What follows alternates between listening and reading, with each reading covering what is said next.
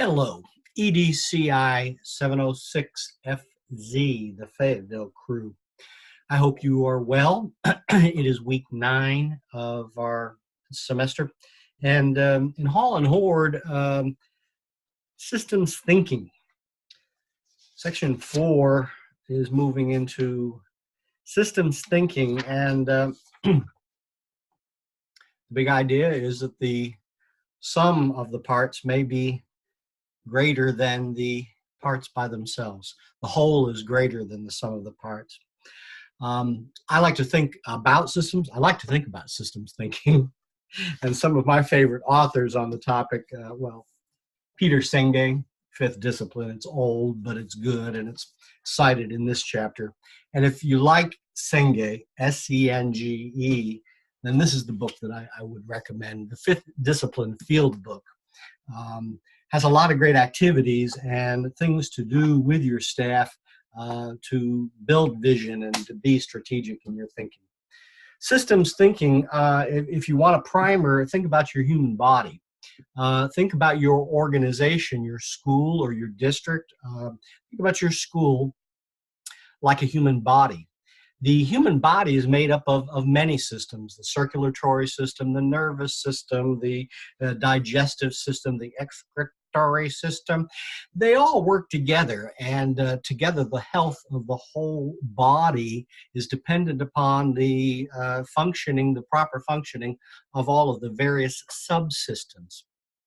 Well, similarly in schools, if you want to think about your school as a system, I think about as a big organism.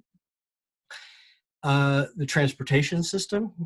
If your food service system isn't working, that can affect the whole system, even though the primary function of your system is instruction. And the instructional system, if your discipline system is not healthy, then that's going to affect the whole of the system. So that's the big idea here again, and you can read the chapter and you can get it yourself.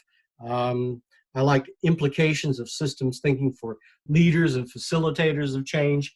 And again, I hope that this stuff in this chapter is definitely going to speak to the principals in the group, but I think about all of you again as teacher leaders leading change, and there are implications for all of you in this chapter. The cube is pretty good there as far as diagnosing problems and thinking systemically. If you read nothing else, in my text at 228 and 29, the narrative at the end of the chapter that illustrates how systems thinking could help with the implementation of a changing curriculum. Take a look at that story and see if that resonates with you.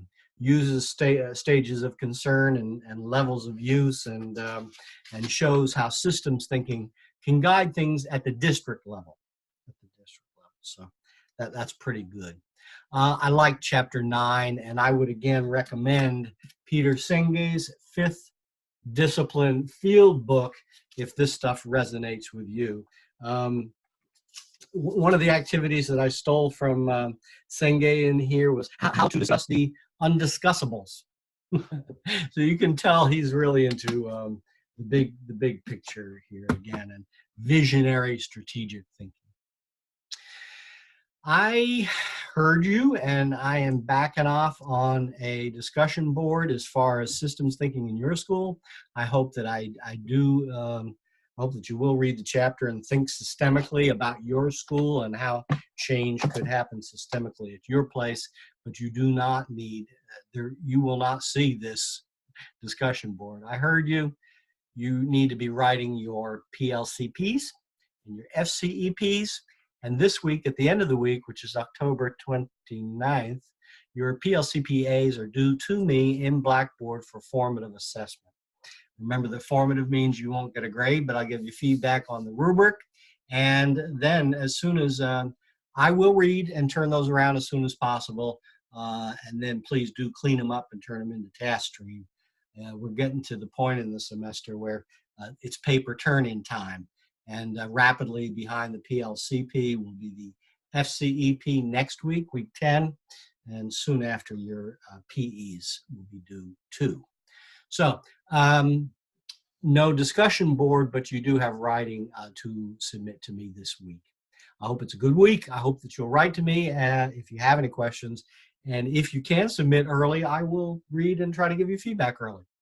Thank you. Have a great writing week.